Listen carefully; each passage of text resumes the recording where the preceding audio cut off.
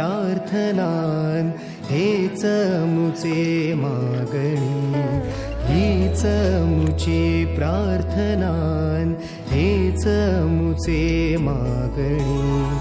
माणसाने माणसाशी माणसा समवागणे,